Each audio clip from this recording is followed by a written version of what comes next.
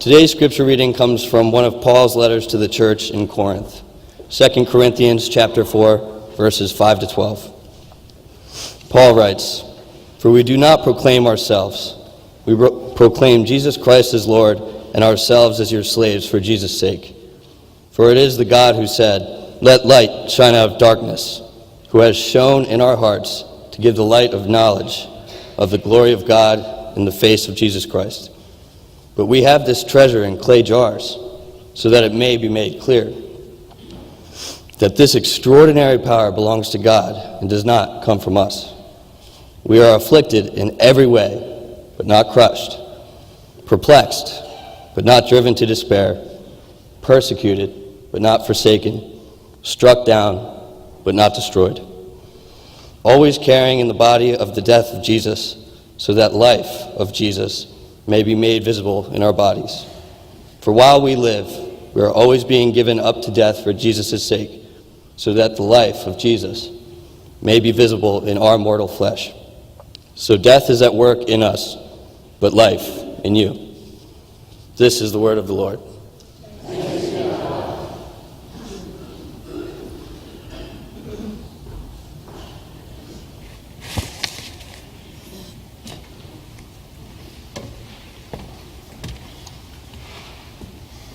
A colleague shares that a helicopter airlifted a 19-year-old member of his congregation to a hospital after a hit-and-run driver skipped a stop sign and plowed into his motorcycle. When a friend of the family learned that Pete's right leg was going to be amputated, she called his mother and assured her that this hardship was a part of God's plan. The mother was aghast.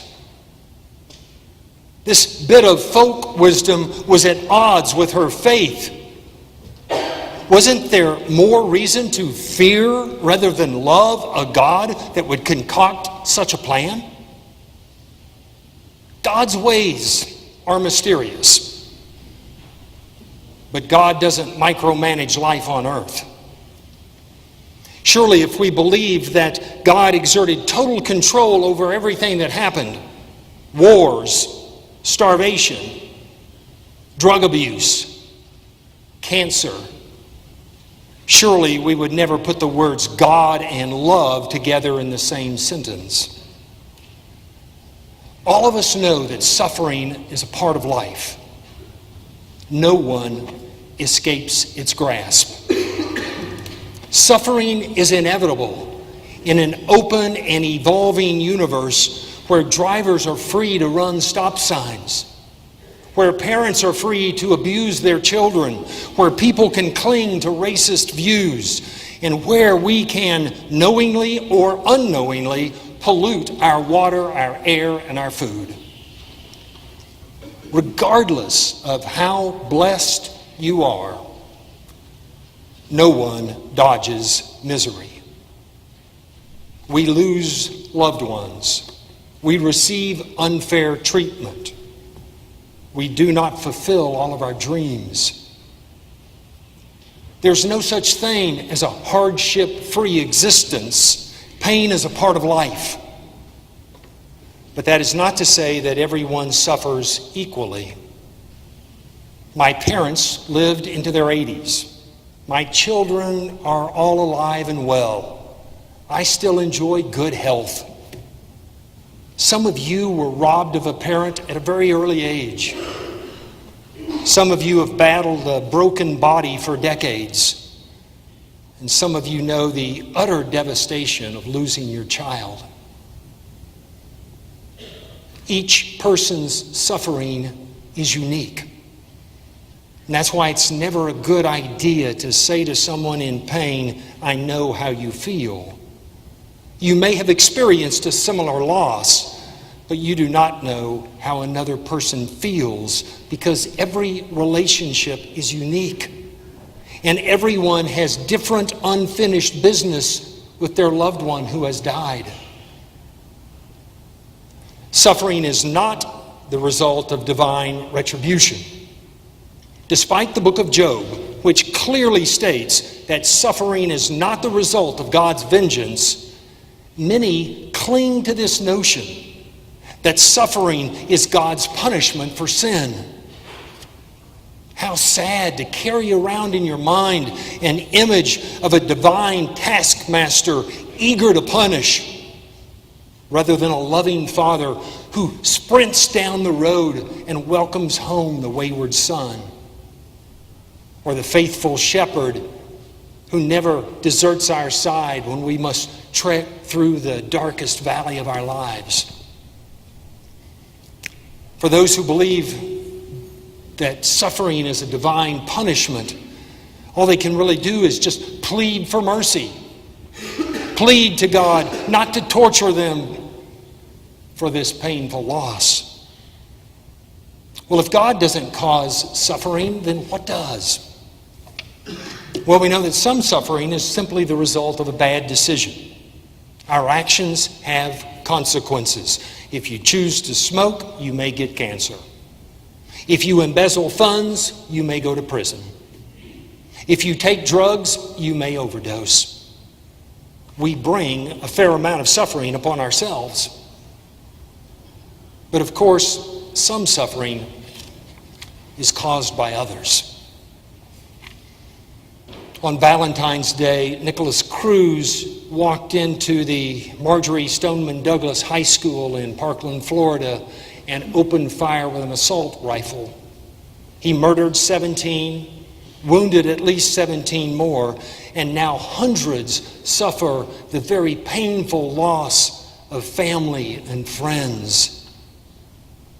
The parents whose children were murdered will agonize over their loss for the remainder of their lives. Nothing will ever fill the void that's now in their soul. Nothing will erase the regrets of what their child might have accomplished if only she had lived. Last Wednesday, students throughout our country walked out of their classrooms. Some stayed in their classrooms to discuss the lack of action on gun control. High school students must already cope with a great deal of pressure, knowing that they have to make really good grades in order to get into the right colleges. Now they sit in their classrooms pondering what they would do if someone walked into their school and opened fire. It's a real possibility. A senior at Marjorie Stoneman Douglas said, "Our trauma isn't going away." When I was in high school, the most traumatic thing that happened was 3 of my classmates were killed in a terrible automobile accident. It hit all of us very hard. And it compelled all of us to become safer drivers for a few weeks. I cannot imagine the trauma of someone coming in and mowing down my classmates with an assault rifle. Students can't simply just return to class and wipe away these terrible thoughts of horror. In addition to profound sadness, these students will experience fear and anxiety and nightmares and depression. John O'Donohue writes, "Suffering unhouses and dislocates you. Suffering is the arrival of a darkness from an angle you never expected. There are different kinds of darkness. There is the night when the darkness is evenly brushed. The sky is studded with the crystal light of stars, and the moon casts moonlight over the fields. Though you are in the darkness, your ways are guided by a gentle light. But this is not the darkness of deep suffering. When real suffering comes, the light goes out completely. There is nothing but a forsaken darkness frightening in its density. The dark squall of suffering rips the fragile net of meaning to shreds. If you've experienced really profound suffering, then you know the truth of these words. Hope and meaning vanish. Simply getting out of bed and facing the day becomes a major undertaking. Some become stuck in their grief, unable to move past the unfairness of what has befallen them. They may have had a sense that life's pretty fair, and they can't accept the fact that something so terribly unfair has struck them. Life's just not supposed to be so cruel. While some people of faith believe they're supposed to be immune from harsh suffering, the first few generations of Christians believed exactly the opposite. They assumed that being a Christian assured hardship. It took such great courage to walk away from your faith community. It took great courage to walk away from the faith of your ancestors.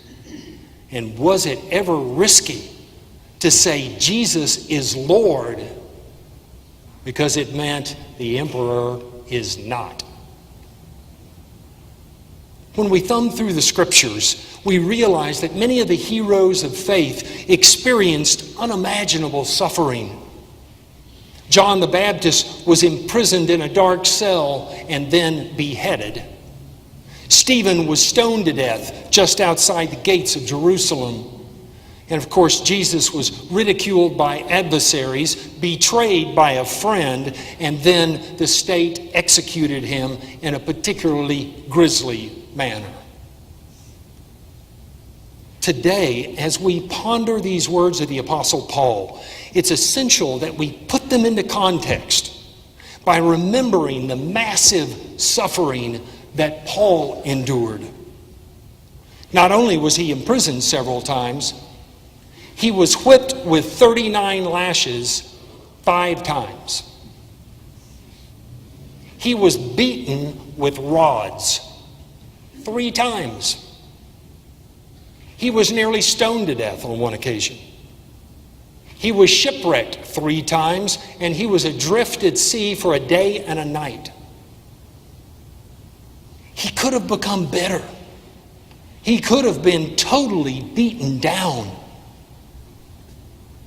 But instead, he wrote to this congregation in Corinth, "We are afflicted in every way, but not crushed. Perplexed, but not driven to despair. Persecuted, but not forsaken. Struck down, but not destroyed."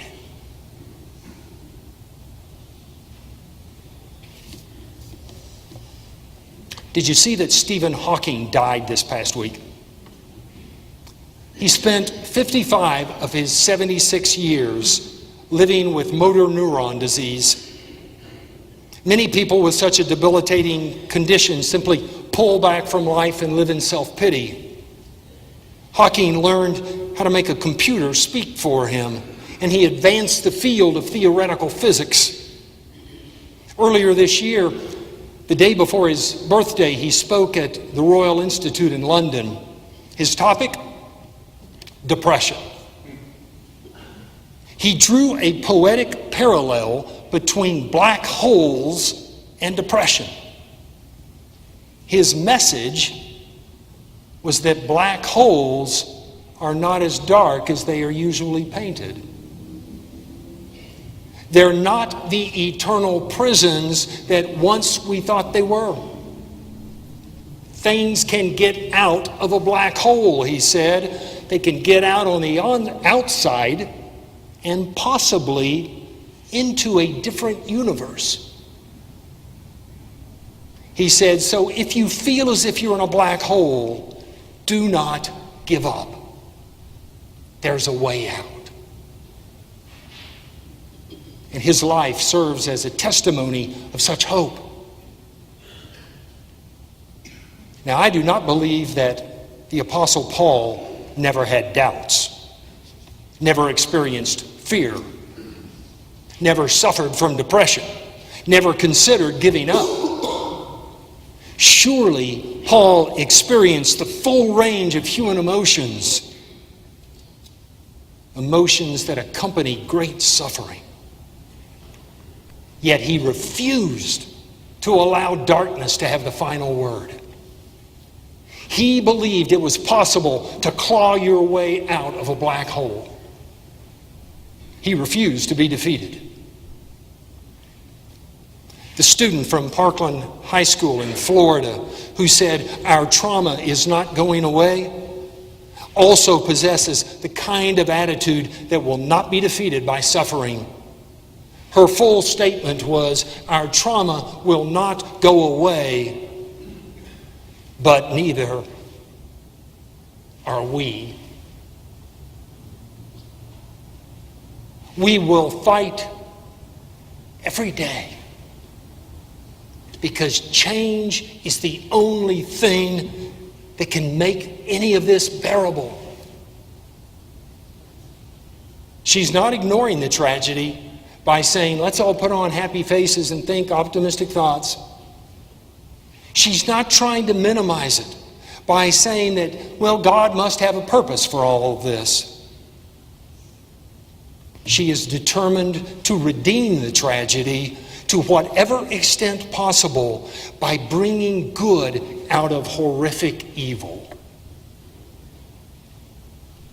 This is the formula adopted by many to help them handle their suffering. In order to bear the pain of losing their children to a drunk driver, women got together. They created MAD, Mothers Against Drunk Driving. Some who've lost a child to a drug overdose throw themselves into addiction awareness programs so that another parent doesn't have to suffer what they've suffered. That helps them overcome the pain of their loss and continues to give them some meaning in their lives. It helps them climb out of their black hole by dedicating themselves to something that will bring some light to the darkness. Suffering can spread like a virus. A friend said, "Suffering begets suffering." Hurt people hurt people. Richard Rohr says it this way: if we do not transform our suffering, we will most assuredly transmit it. When suffering strikes, when pain threatens to crush us and darkness threatens to overwhelm us, I pray that we will ask God to show us how to crawl out of our black hole by bringing something positive out of our calamity. To prepare ourselves for that possible day, we can adopt the defiant stance of the Apostle Paul. We are afflicted in every way, but not crushed. Perplexed, but not given to despair. Persecuted, but not forsaken. Struck down, but not destroyed. I want you to join with me. Repeat these words after me. We are afflicted, but not crushed. Perplexed, but not given to despair. Persecuted, but not forsaken. Struck down, but not destroyed. Struck down, but not destroyed. Struck down but not destroyed.